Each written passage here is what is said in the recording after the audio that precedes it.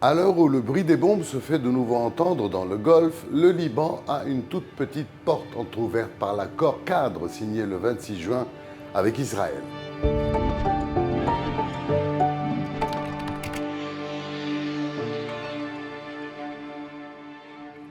À l'issue de la 6e session de discussion directe à Rome, le président de la République libanaise est attendu le 21 juillet à Washington pour une rencontre historique avec Donald Trump.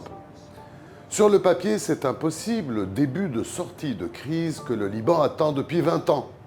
Dans les faits, c'est un pari sur la bonne foi d'un mouvement qui n'en a jamais eu, le Hezbollah. Son secrétaire général a déjà tranché. L'accord est nul et non avenu, a-t-il dit. Le message est clair, c'est Téhéran, pas Beyrouth, qui décide au Liban. 3 chemins s'ouvrent, un seul évite l'impasse. La souveraineté qui prend corps, l'armée avance, Israël se retire, le Hezbollah, coupé de ses financements et de son corridor syrien, doit choisir entre la politique et le suicide.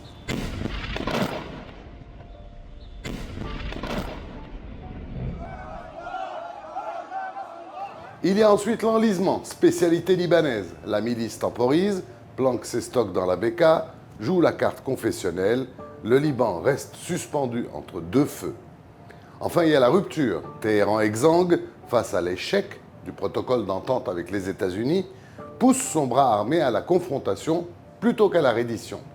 Résultat, le pays replonge dans la guerre. Le rapport de force a changé de camp. Ça, c'est un fait, pas un espoir. Mais il faut une classe politique unie face à la milice qui a détruit le pays. Et ça, c'est pas pour demain. Et un Occident qui ne signe pas des accords pour regarder ailleurs ensuite.